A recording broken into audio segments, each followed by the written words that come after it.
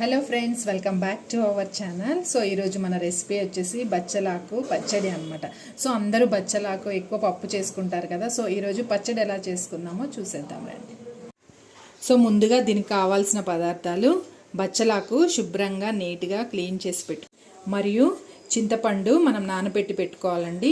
అలాగే నువ్వులు, ఒక స్పూన్ నువ్వులు, ఒక స్పూన్ ధనియాలు, ఒక స్పూన్ జీలకర్ర, కొన్ని వెల్లుల్లి రెబ్బలు, తగినంత కారం.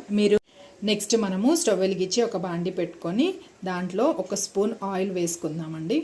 సో ఆయిల్ వేడెక్కిన తర్వాత ముందుగా మనం తీసుకున్న స్పూన్ జీలకర్ర, స్పూన్ ధనియాలు మరియు నువ్వులు, ఈ మూడు కూడా లైట్గా వేపుకుందాము.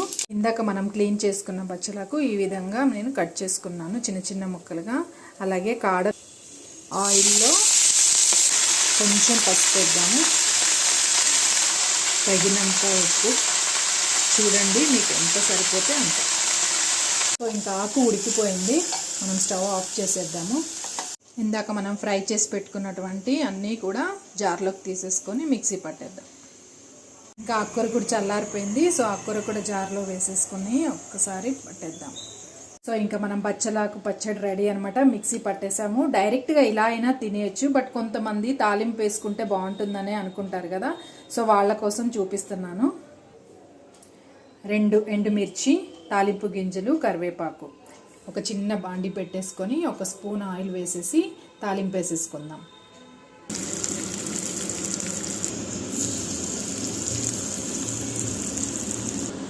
సో ఇంకా మనం బచ్చలాకు పచ్చడి రెడీ, ఇంకా తినేయటమే. ఇంకా మీకు టేస్టీగా ఉండాలి, మీకు ఓపిక ఉంది అనుకుంటే కొన్ని ఉల్లిపాయ రెబ్బలు కట్ చేసి సన్నగా దీంట్లో యాడ్ చేసేసి మనం తినే ముందే యాడ్ చేసుకోవాలన్నమాట. చాలా టేస్టీగా ఉంటుంది. ఎలా ఉందో మీరు కూడా ట్రై చేసి టేస్ట్ చేసి నాకు చెప్పండి. Thank you for watching my video.